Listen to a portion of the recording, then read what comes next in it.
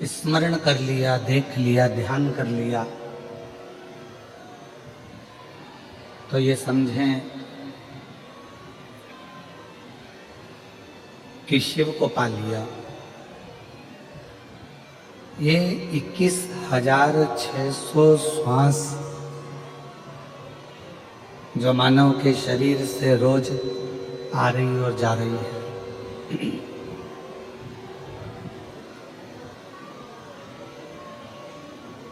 ये 21,600 श्वास शिव का एक अंश है। जैसे श्वास निकल जाने के बाद में, श्वास समाप्त हो जाने के बाद में शरीर नहीं रहता, केवल एक शव बन जाता है।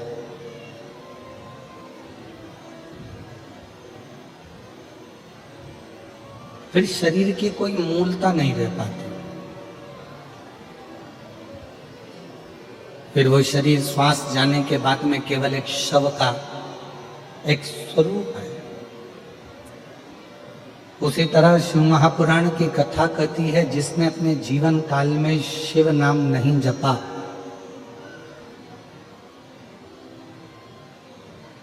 जिसने अपने जीवन काल में शिव नाम नहीं लिया, शिव का स्मरण नहीं किया, शिव की विरल भक्ति को धारण नहीं करा, भगवान शंकर का नाम नहीं लिया, शिव नाम का स्मरण नहीं किया, वो भी एक शव की तरह।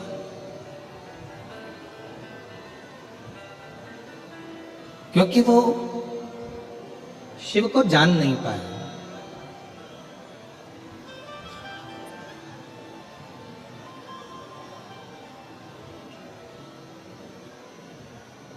एक व्यक्ति ने प्रश्न किया कि माहेश्वरी समाज की उत्पत्ति भगवान महेश से हुई है,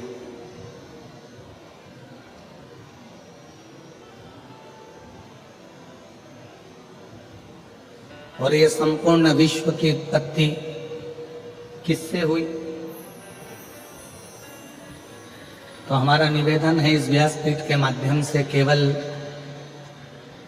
माहेश्वरी समाज की ही उत्पत्ति शिव से नहीं, भगवान महेश से नहीं, बल्कि जितना भी ब्रह्मांड की रचना आप देख रहे हो, ये सब भगवान महेश की ही रचना है, भगवान शिव की ही रचना है।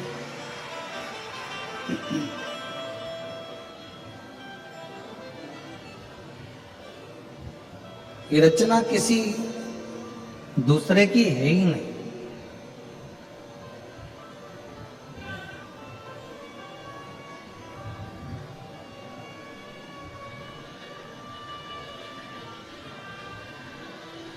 भगवान शिव जी की और भगवान ब्रह्मा जी की लड़ाई किस बात से शुरू हुई?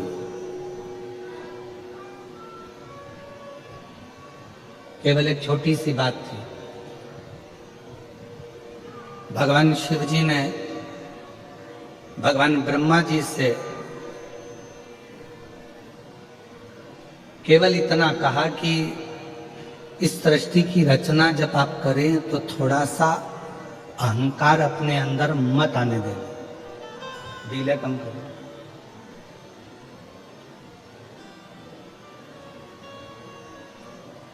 थोड़ा बहुत भी अभिमान अपने अंदर मत आने देना। और केवल ब्रह्मा जी से भगवान शिव नहीं कह रहे,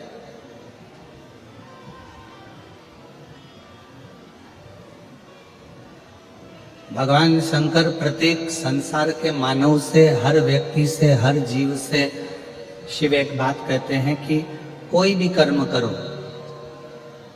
जो आपका मन पड़ जाए वो कर्म आप करो, पर कर्म में अभिमतता को सामने प्रकट मत हो।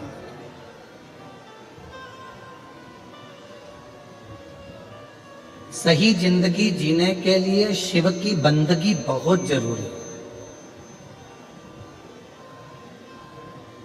और जिस मानव ने ये जान लिया कि जिंदगी अगर सही जीना है तो शिव की बंदगी करना पड़ेगी, शंकर की आराधना करना पड़ेगी, शंकर की बंदगी करना पड़ेगी, तो समझ लो कि जिंदगी हमारी सार्थक हो गई।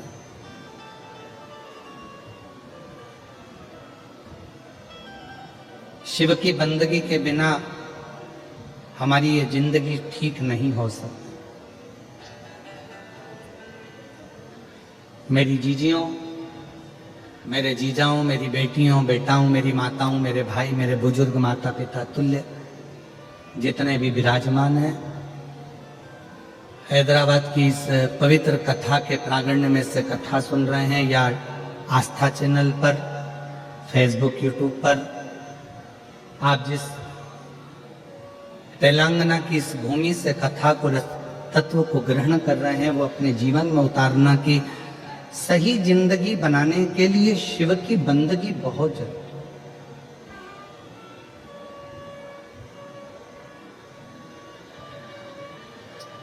आप राम जी का भजन करो, आप कृष्ण जी का भजन करो, आप नारायण का भजन करो, आप जिसका भजन करना चाहो उसका करो, पर साथ में शिव की बंदगी, शिव की आराधना।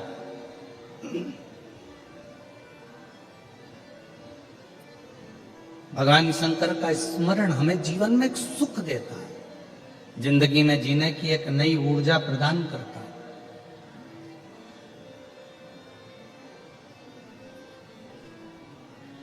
ब्रह्मा जी को भगवान शंकर ने केवल इतना सा समझाया कि सृष्टि की रचना करो, पूरा संसार की रचना करो, पर अहंकार रखकर मत करो।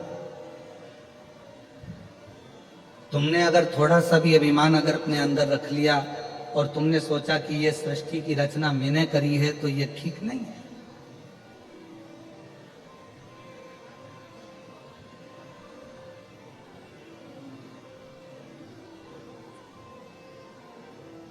जैसे ब्रजगोपाल जी भूतड़ा जी ने अपने शब्दों में एक बात कही कि गुरुजी, ये इतना विशालतम जो कथा हो रही है, ये कथा कोई मैं नहीं करा रहा हूं, ये कथा कराने वाले तो हमारे देव अधिदेव महादेव, भगवान महेश, भगवान शिव और हमारे पूर्वज हैं।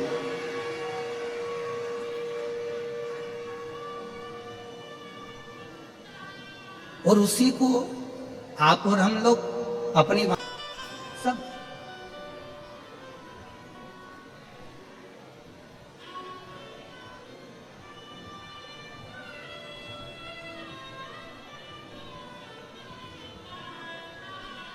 और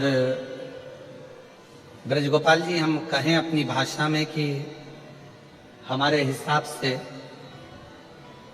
साउथ की, दक्षिण की ये सबसे बड़ी कथा है बाबा देवरिद्र महादेव की, ये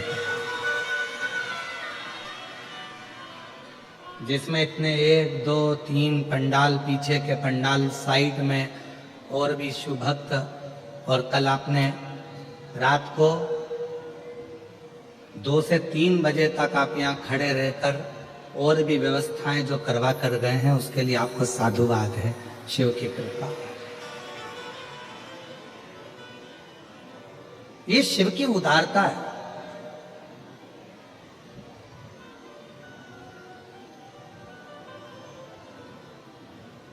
भगवान देवादिदेव महादेव ने भगवान ब्रह्मा जी से केवल इतना सा निवेदन किया कि अहंकार को रखकर सृष्टि की रचना नहीं करना, आप इस अभिमान को छोड़ दो और सृष्टि की रचना करो। इतने में भगवान ब्रह्मा जी से यह बात सहन नहीं हुई।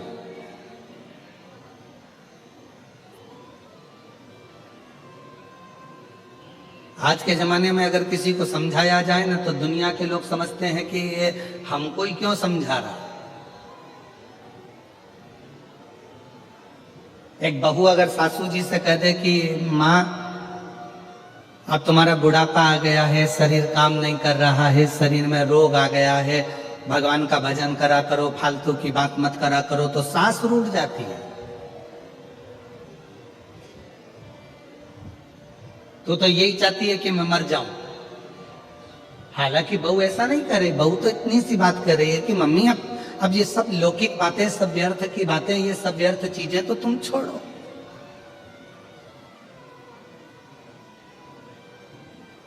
एक दिन हमारी सासू जी से हंस के बोली जेठानी,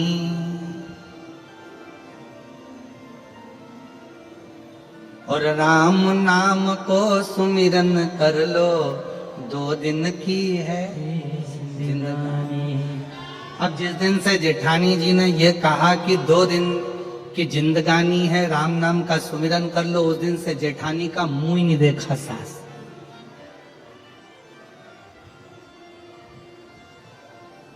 ये तो ये गलत चाहती है, ये गलत सोच रही है, गलत विचार कर रही है, ये चाहती है कि मेरे प्राण छूट जाए, मैं मर जाऊं। ना ना ना,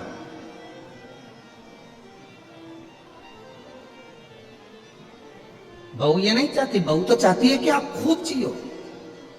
बस इतना सा निवेदन है कि संसार की लौकिक बातों को छोड़कर, संसार की बातों का स्मरण ना करते हुए भगवान देवादिदेव महादेव की बात का स्मरण करें।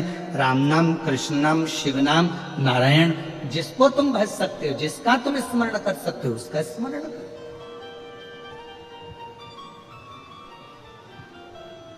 और वही की वही जो एक बहू सास से कहती है, वही की वही भगवान शंकर ने भगवान ब्रह्मा जी से कहा कि सृष्टि बनाओ, और ये अहंकार रखकर सृष्टि का निर्माण नहीं कर रहे हैं। तुम्हें अभिमतता से दूर रहकर शिव कर रहे हैं कि सृष्टि का निर्माण करो।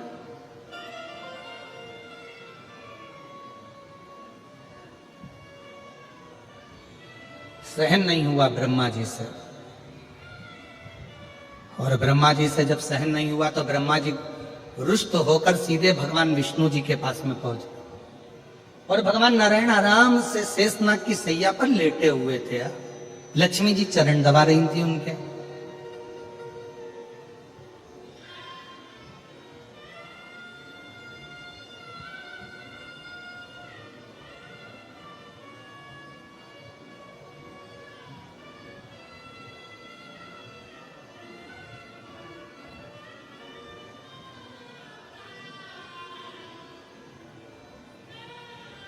पहुंच गए ब्रह्मा जी। लक्ष्मी जी की दृष्टि पड़ गई भगवान ब्रह्मदेव के ऊपर। देखा ब्रह्मा जी आए हैं। लक्ष्मी जी ने भगवान नारायण के चरणों को छोड़कर हाथ जोड़कर प्रणाम किया, और नारायण को प्रणाम कर कर कहा, ब्रह्मदेव आए हैं, ब्रह्मा जी आए हैं।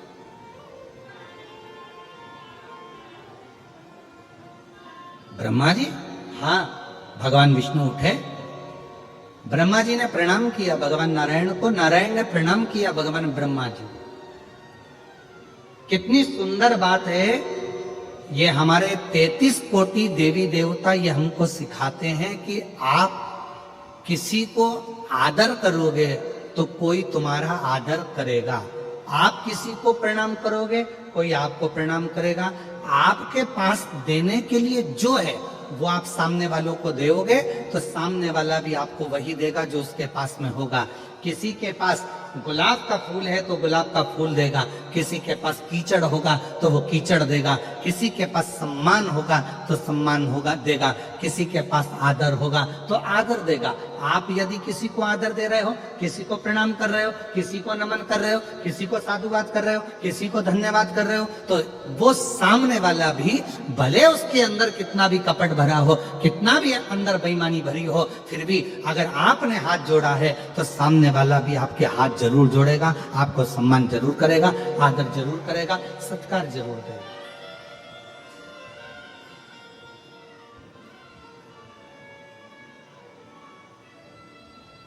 आपके पास देने के लिए क्या है, ये आपके ऊपर निर्भर करता है।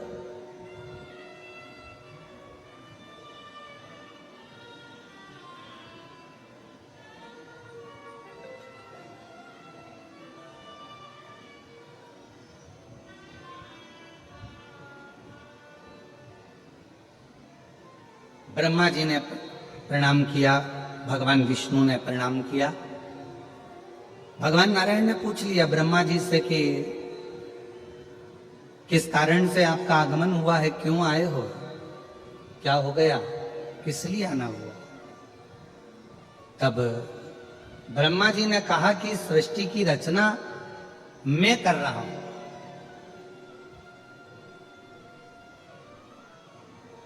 सृष्टि की रचना मैं कर रहा हूं। भगवान विष्णु समझ गए जहां पर मैं का संबोधन आ जाता है, जहां पर मैं का संबोधन लग जाता है, फिर वहां अहंकार आकर विराजमान हो जाता है। और यहां मेरा कुछ भी नहीं होना चाहिए। कथा करवाने वाला शिव कथा वाचने वाला शिव और कथा सुनने वाला भी शिव। कितनी सुंदर बात कही कि स्वयं ईश्वर जी और गोरा जी के रूप में भगवान शंकर पार्वती गणा और गौर बनकर शिव महापुराण के यजमान बनकर कथा को श्रवण कराते हैं, श्रवण करते हैं, कराते हैं।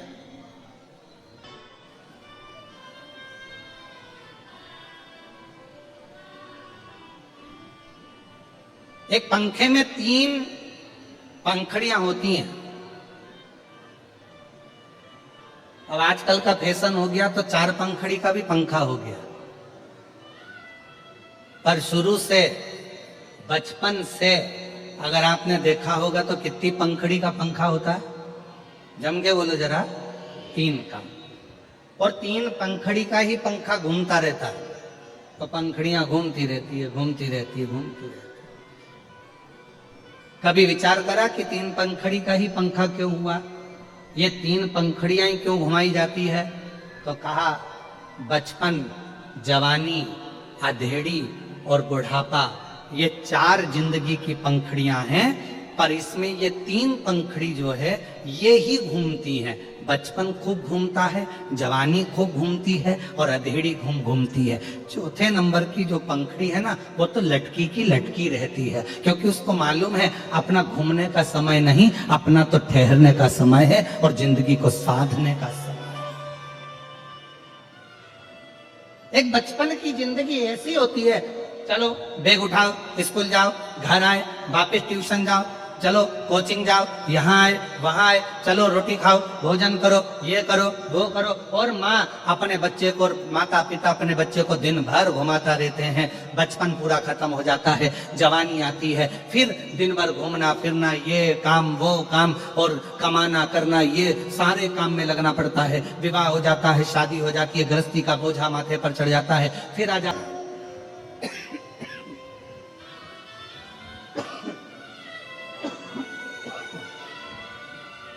बहुत निभाना पड़ेगा।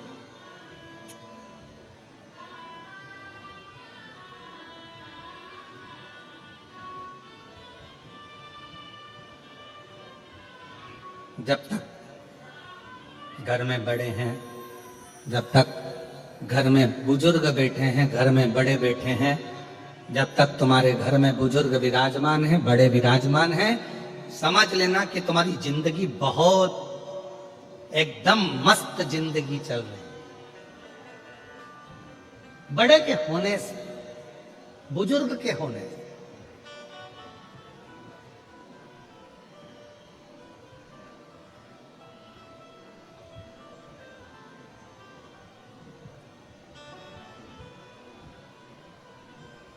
भीतर का मैं, मेरा, अहंकार, अभिमान, अहम दूर भगा। 3 पंखड़ियां पंखे में हैं, वो घूम रही हैं। बचपन घूम रहा है, जवानी घूम रही है, अधेड़ी घूम रही है, बुढ़ापा स्थिर है, रुका हुआ है।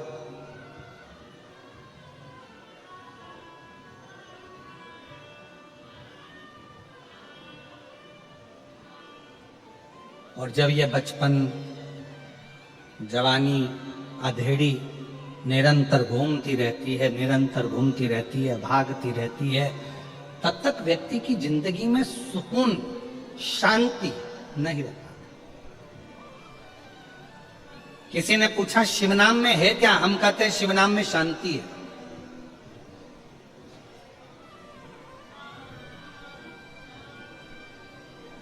जब मन बड़ा उदास हो जाए, एकदम मन में अशांति आ जाए और मन बड़ा विचारणीय परिस्थिति में पड़ जाए, कहीं किसी के ताने, किसी के अपशब्द, किसी की गालियां, किसी के आड़े तिड़े शब्द तुम्हारे कानों में बार बार चुभ रहे हो, बार बार बुद्धि में आ रहे हो, उस समय पर 2 क्षण मौन होकर नंदी के पास बैठकर श्री शिवाय नमस्तुभ्यम, जम के बोलो श्री शिवाय नमस्तुभ्यम का स्मरण करो।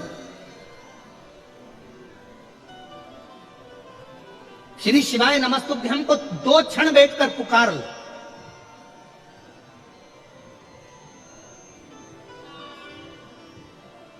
और और श्री शिवाय नमस्तुभ्यं, श्री शिवाय नमस्तुभ्यं, श्री शिवाय नमस्तुभ्यं, श्री शिवाय नमस्तुभ्यं, श्री शिवाय नमस्तुभ्यं, श्री शिवाय नमस्तुभ्यं।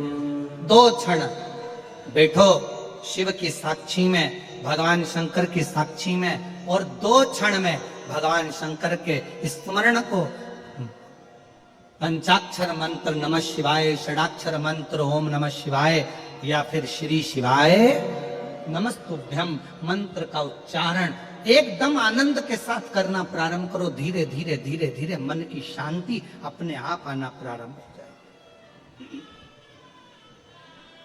और यहां तक शिव महापुराण की कथा कर रही है।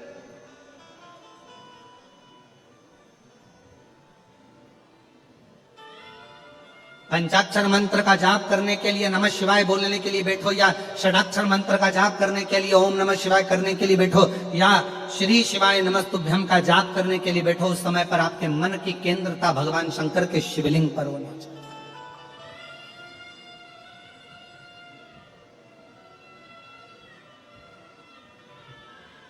आपके मन का चिंतन पूरा शिवलिंग की ओर होना चाहिए। भगवान शंकर के शिवलिंग के ऊपर जो घड़ा रखाता है, जलधार रखाती है, वो तीन उसमें टेकियां होती हैं, तीन पाए होते हैं। कितने पाए होते हैं? तीन। ब्रह्मा, विष्णु, महेश। जल का घड़ा, उसमें से एक एक बूंद जल नीचे गिर रहा है, अर्थात वो जल बता रहा है कि ब्रह्मा, विष्णु और महेश ये तीनों एक है, इसमें कोई भेद नहीं है। आप ब्रह्मा जी की अगर निंदा कर रहे हैं तो समझ ले शिव की निंदा हो रही है। आप शिव की निंदा कर रहे हैं, समझ ले भगवान नारायण की निंदा हो रही है। नारायण की निंदा कर रहे हैं, समझ ले भगवान शंकर की निंदा कर रहे हैं। ये तीनों सम है, क्योंकि इसमें एक एक बूंद जो जल गिर रहा है ये हमें बता रहा है कि ब्रह्मा, विष्णु और महेश, इन तीनों में कोई भेद नहीं है। इसलिए शिव जी की आरती में भी ये प्रसंग आता है। ब्रह्मा विष्णु सदा शिव जानत अविवेका, भोले जानत अविवेका, प्रणव अक्षर के मध्य ओम अक्षर के मध्य यह तीनों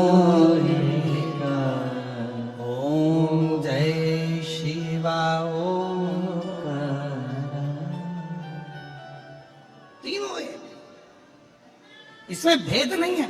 हम भगवान में भेद कर कर बैठे हुए हैं। किसी ने कहा भगवान में, यहां तक शास्त्र कहता है शिव महापुराण की कथा यदि मन पड़े तो एक बार भगवान शंकर की सारी पुराणों का अध्ययन करिए। कभी कूर्म पुराण का अध्ययन करो, कभी ब्रह्म विवर्त पुराण का अध्ययन करो, कभी नर्मदा पुराण का अध्ययन करो, कभी लिंग पुराण का अध्ययन करो, कभी नारद पुराण का अध्ययन करो, कभी विष्णु पुराण का अध्ययन करो। सारी पुराणों का अध्ययन करोगे तो उस अध्ययन में निकलेगा कि ये तीन, इनमें कोई भेद नहीं, ये तीनों एक हैं। संसार के लोगों ने अपने लिए इनमें भेद उत्पन्न कर दिया कि ये बड़े वो छोटे, ये छोटे वो बड़े। संसार के लोग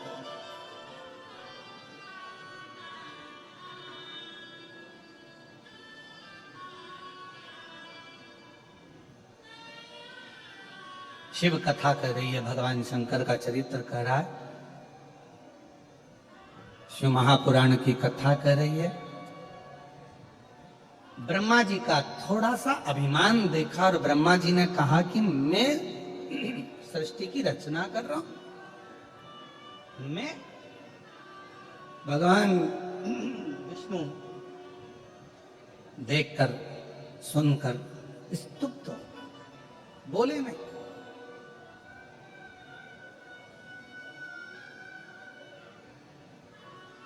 समझ गए जिस मुख से व्यक्ति अहंकार की बात करता है वो मुख बहुत समय तक रहता नहीं है।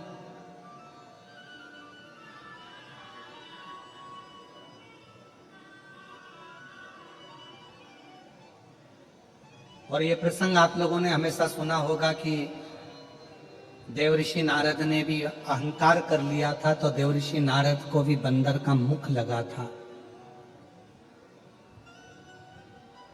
फिर एक प्रसंग सुना होगा कि माता सती के पति शिव हैं और रति के पति कामदेव हैं। साड़ू भाई हैं दोनों। पर एक दिन कामदेव ने रति से शिव जी के लिए अपमानजनक शब्द कह दिए। और जब अपमानजनक शब्द भगवान देवाधिदेव महादेव के लिए कहे गए, भगवान शंकर के लिए बोले गए, तब रति उस स्थान पर मौन होकर चुप होकर सुनती रही। पर रति के नयनों से नीर बहता।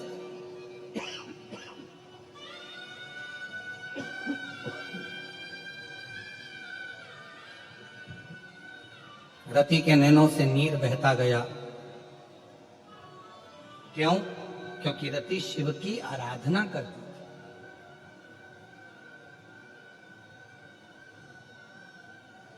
रति भगवान शंकर की आराधना में डूबी रहती थी, इसलिए उसके नैनों से केवल नीर बह रहा था, केवल अश्रु।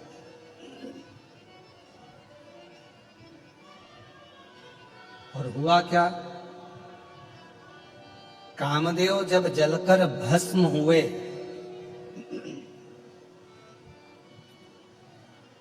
कामदेव जब जलकर भस्म हुए, रति दौड़ कर आई और भगवान शंकर के सामने आकर खड़ी हो गई थी। जिस समय पर भगवान शंकर को क्रोध इतना तीव्र आ रहा था कि आम के पल्लव में छुपे हुए कामदेव जलकर भस्म हो जाते हैं, शिवजी को इतना क्रोध आ रहा था कि कोई देवता उनके सामने जाकर खड़ा होना नहीं चाह रहा था। शिवजी को इतना क्रोध आ रहा था कि कोई देवता उनके सम्मुख नहीं जा रहा था। क्यों? क्योंकि शंकर भगवान की अगर दृष्टि पड़ गई तो जलकर भस्म होना पड़ेगा। और उस स्थान पर कामदेव की धर्मपत्नी रति आकर खड़ी हो जाती है।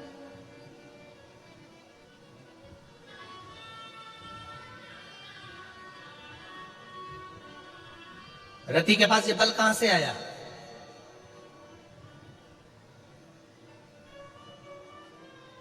रति के पास ये बल कहां से पहुंचा?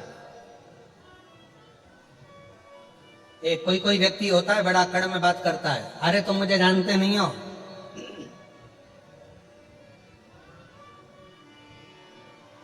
कई माताएं होती हैं जो दरवाजे पर आने पर भी फोन लगाऊं कि अब भी आ, मुझे तो इसी गेट से अंदर जाना है, चाहे कुछ भी हो जाए, मैं तो इसी गेट से जाऊंगी, जा लगाऊं क्या फोन अब भी यार?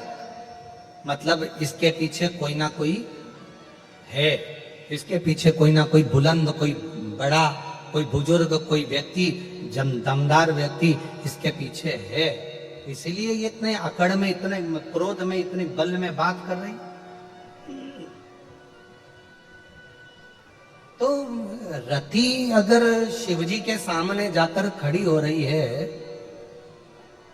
रति अगर भगवान शंकर के सामने जाकर खड़ी हो रही है और इतना क्रोध के सामने खड़ी हो रही है, तो रति के पास कुछ ना कुछ तो है।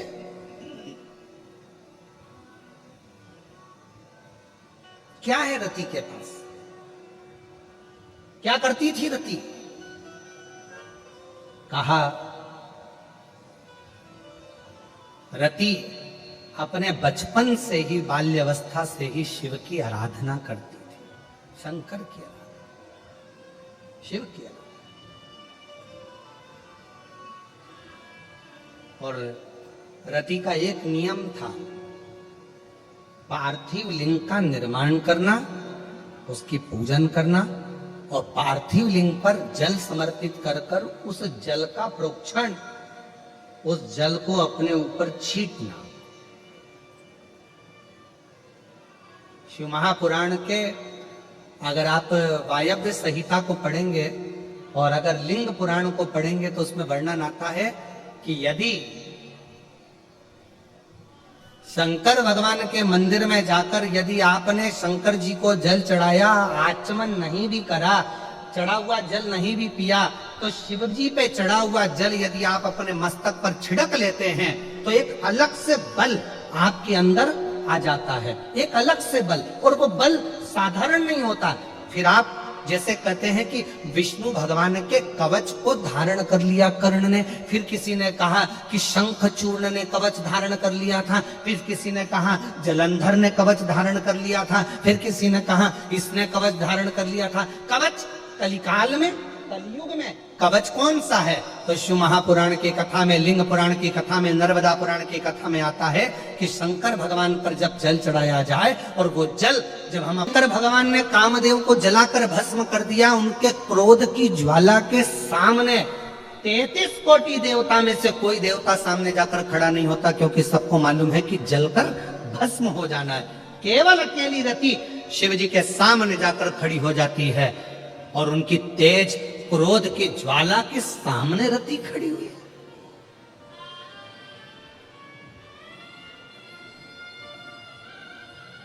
इतना बल, इतनी प्रबलता मिली कहां से? और मेरी जीजियों, मेरे जीजाओं, मेरी बेटियों, बेटाओं, मेरी माताओं, मैं आप सबसे निवेदन करूं, रोज प्रतिदिन ऐसा कोई दिन नहीं जाना चाहिए जिस दिन आप शंकर जी को जल ना चढ़ाएं। प्रतिदिन अपने घर के अंदर, अगर मंदिर नहीं जा सकते तो घर के अंदर एक छोटे से छोटा शिवलिंग अवश्य रखो। अब कई लोग कहते हैं गुरुजी हमारे यहाँ पर एक शिवलिंग है पहले का, और किसी के यहाँ गए थे तो उसने हमको दूसरा शिवलिंग दे दिया, तो रख सकते कि नहीं रख सकते? शिव महापुराण की कथा कहती है घर में एक नहीं 1000 भी अगर शिवलिंग है तो वो कभी दोष नहीं देते, कभी कष्ट नहीं देते, कभी परेशानी नहीं देते। और फिर कोई कहता है गुरुजी हमारे घर में जो शिवलिंग है वो बीच में से खंडित हो गया, टूट गया, शिवलिंग टूट गया गुरुजी, उसका कोई दोष लगेगा क्या? शिव महापुराण की कथा कहती है अगर तुम्हारे घर में पुराना शिवलिंग है, तुम्हारे घर के अंदर अगर कोई शिवलिंग है और अगर वो बीच में से टूट गया, 40 टुकड़े हो गए, 50 टुकड़े हो गए, 2 टुकड़े हो गए, 10 टुकड़े हो गए, तो भी शिवलिंग कभी खंडित नहीं माना जाता, वो अखंड ही माना जाता। शिवलिंग कभी खंडित नहीं माना जाता।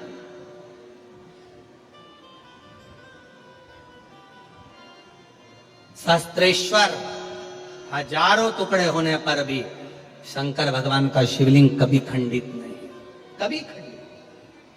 और कितना सुंदर कहा, तुमने पार्थिव लिंग का निर्माण करा। अब पार्थिव लिंग काय का बनाते हो? मिट्टी का बनाते हो, बालू रेत का बनाते हो। मान लो आप लोगों ने पार्थिव लिंग का निर्माण करा और पूजन करते करते ब्राह्मण देवता पूजन करा रहे हैं, आपने जल चढ़ाया, जल चढ़ाते से ही वो मालूम पड़ा शिवलिंग, पार्थिव लिंग का निर्माण करा, वो पार्थिव लिंग थोड़ा सा खंडित हो गया, पार्थिव लिंग कहीं बीच में से टूट गया, कहीं कुछ हो गया या गलकर उस पानी में गलता गया। आपके मन में आया कि बताओ मैंने पार्थिव लिंग का निर्माण करा था और वो पानी में गल गया, टूट गया, खंडित हो गया, ऐसा हो गया वैसा, ना ना ना ना।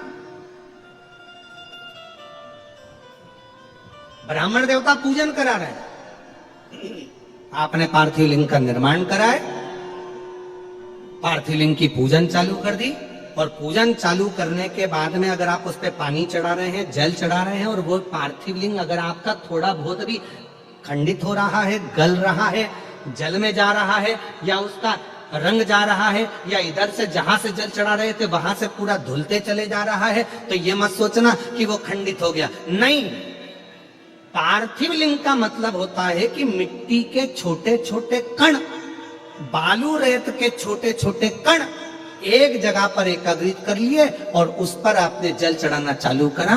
पार्थिव लिंग का मतलब होता है कि एक शिवलिंग की पूजन नहीं, पार्थिव लिंग का मतलब होता है उस लिंग को बनाने के लिए जितनी मिट्टी लगी, उस मिट्टी में जितने जितने कण थे, जितने छोटे छोटे कण थे, वो सब एक जगह पर इकट्ठे हो गए। तो हमको केवल एक पार्थिव लिंग पूजन का फल नहीं, हजारों पार्थिव लिंग पूजन का फल एक साथ प्राप्त हो जाता है, उसकी खंडिता नहीं।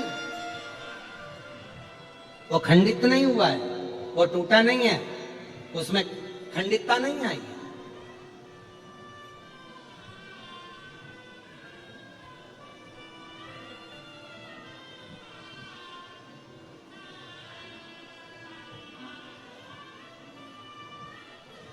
ब्रज भैया, अभी आप भी पार्थिव लिंग बना रहे होंगे। ब्राह्मण लोग जब शिव पुराण चलती है तो पार्थिव लिंग का निर्माण किया जाता है।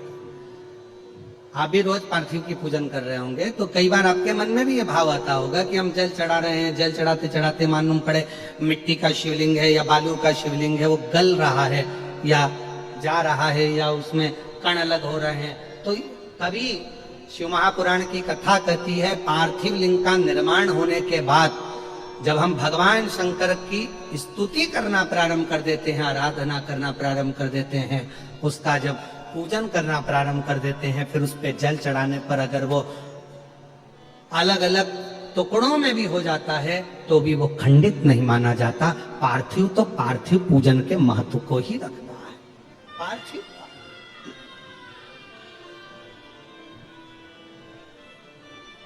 की ज्वाला के सामने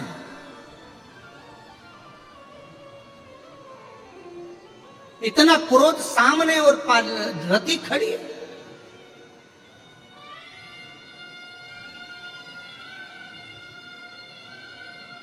ब्रह्मा जी देख रहे थे, भगवान विष्णु जी से कहा कि रति को समझाओ कि शिव जी के सामने ना जाए, उनको क्रोध आ रहा है, बहुत क्रोध, शिव के सामने ना जाए रति को समझाइए।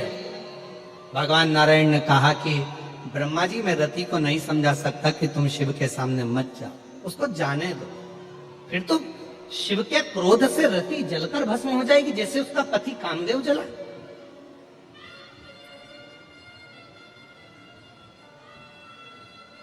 फिर तो रति जल जाएगी। नहीं, शंकर भगवान के सामने रति का बाल भी बांका नहीं होगा, बल्कि अपने पति को वापस लेकर रति आएगी। भगवान नारायण कह रहे हैं। भगवान ब्रह्मा जी ने पूछा आप कैसे कह सकते हो कि रति अपने पति को लेकर आ जाएगी और उसका बाल बांका नहीं होगा। भगवान नारायण ने कहा ब्रह्मदेव ये रति कोई साधारण नहीं है, प्रतिदिन रोज पार्थिव लिंग का पूजन करती है, शिवलिंग का पूजन करती है और शिवलिंग के चढ़े हुए जल को अपने ऊपर छींट लेती है, जिससे हजारों हजारों कवच उस रति के पास होते हैं, तो रति जलकर भस्म नहीं हो सकती है। उसके पास वो कवच शिव का है, भगवान देवादिदेव महादेव का वो कवच उसके पास।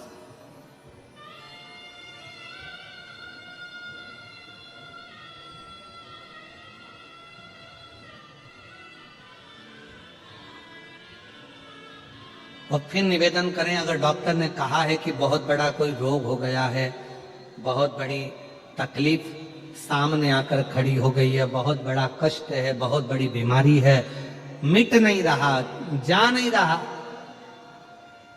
डॉक्टर शिव का एक रूप होता है। हम अपनी व्यासपीठ से हमेशा कहते हैं कि डॉक्टर को शंकर मानो। डॉक्टर शिव का एक रूप है।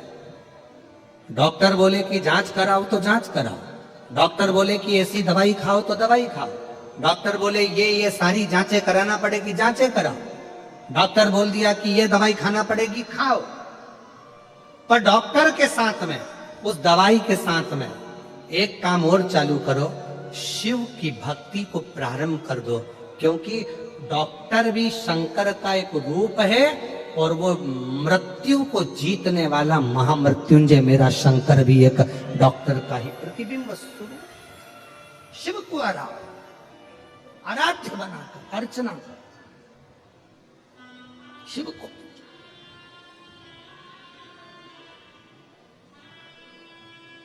भगवान से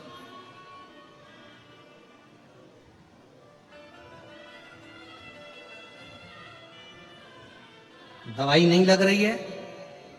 कई माताएं ऐसी हैं जो रोज दवाइयां खाती हैं, रोज दवाइयां खाती हैं। रात को सोना है तो दवाई घुटने दुख रहे हैं तो दवाई, बीपी है तो दवाई, शुगर है तो दवाई। हम मना नहीं करेंगे कि तुम मत खाओ, खाओ, पर थोड़े दिन एक प्रैक्टिकल कर कर देखो। शिव जी का एक नाम है कुंदकेश्वर महादेव। सब लोग बोलो उस नाम को। कौन सा नाम है? कुंदकेश्वर महादेव। विदल और उत्पल दो असुरों का संहार करने के लिए माता पार्वती जी ने कुंदुक का प्रहार करा था, और वो कुंदुक विदल उत्पल का संहार कर कर शिव जी के चरणों में जाकर गिरा था। शिव जी का नाम कुंदकेश्वर हो गया था। तब स्वयं भगवान कुंदकेश्वर शंकर भगवान ने कहा था, पार्वती तेरे कुंदुक के प्रहार से विदल और उत्पल के मरने के बाद में कुंदुक मेरे चरणों में आया है, आज मेरा नाम कुंदकेश्वर हुआ है। पार्वती, संसार सागर में भूमंडल पर जो भी मानव मनुष्य औषधि का सेवन करेगा और कुंदकेश्वर का स्मरण करेगा, वो रोग से मुक्त होगा, रोग से। इसलिए डॉक्टर अगर दवाई दे रहे हैं, डॉक्टर अगर औषधि दे रहे हैं, तो एक काम जरूर करो, कुंदकेश्वर महादेव का नाम लेकर उस दवाई को खाना प्रारंभ करो। एक पत्र है, अच्छा है।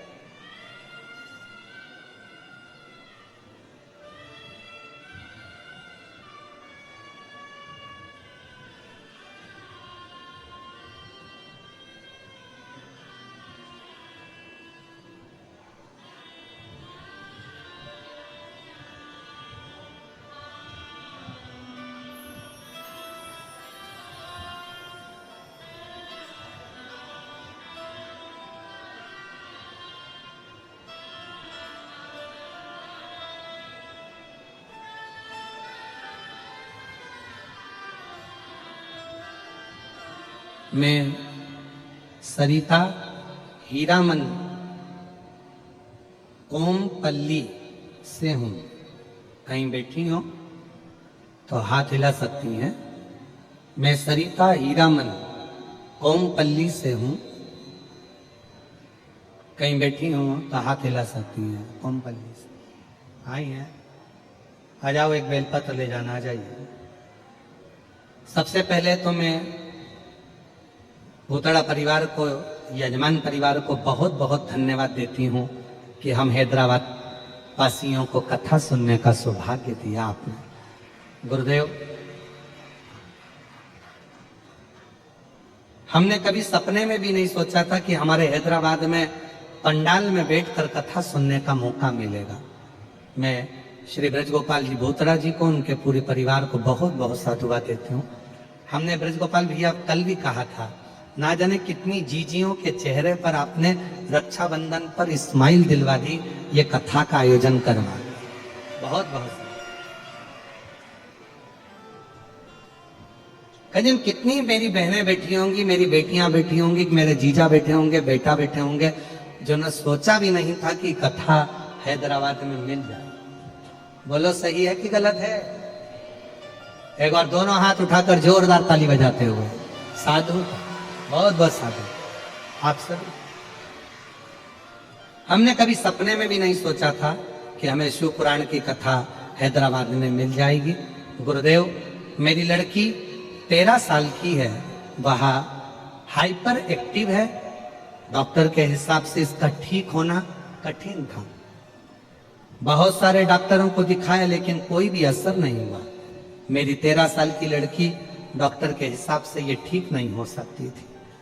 फिर मेरी भाभी ने आपके बारे में बताया, फिर मैंने कथा सुनना आरंभ किया, सियोर गई, 1 लोटा जल का भी प्रयोग किया, रोज शिव मंदिर भी जाती, 1 लोटा जल, 1 बेलपत्र मेरी लड़की को खिलाया। गुरुदेव, 1 महीने में मुझे उसमें बदलाव नजर आने लगा। अभी पूरी तरह से मेरी लड़की स्वस्थ हो गई। मैं बाबा को यहाँ प्रणाम करने के लिए पूरी तरह से,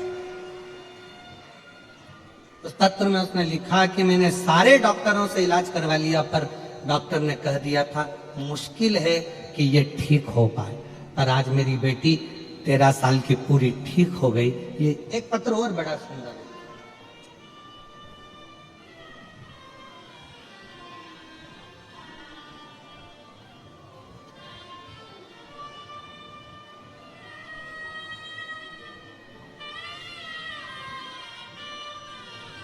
मैं ममता हेड़ा हैदराबाद से हूं। कहीं बैठी हो ममता जी हेड़ा, आप ही हैं? आ जाइए, बेलपत्र ले जाइए। मैं ममता हेड़ा हैदराबाद से हूं। मैं भूतड़ा परिवार को धन्यवाद देती हूँ, श्री ब्रजगोपाल जी को और उनके परिवार को, जिन्होंने ये कथा हमारे हैदराबाद में कराकर हम सबकी मनोकामना पूर्ण करी। एक बार जोरदार ताली बजाएं साधु का। गुरुदेव, मुझे बाबा ने 2 आशीर्वाद ऐसे दिए कि हमने सोचा भी नहीं था। एक, मेरी बेटी को संतान की प्राप्ति। गुरुदेव, 6 वर्ष मेरी बेटी को हो गए थे। डॉक्टरों के हिसाब से वो मां नहीं बन सकती थी, पर सब आस छोड़ दी थी। तब शिव महापुराण की कथा में बताए हुए तुमरुका जी का प्रयोग, सफेद आंकड़े की जड़ का प्रयोग मेरी बेटी के जीवन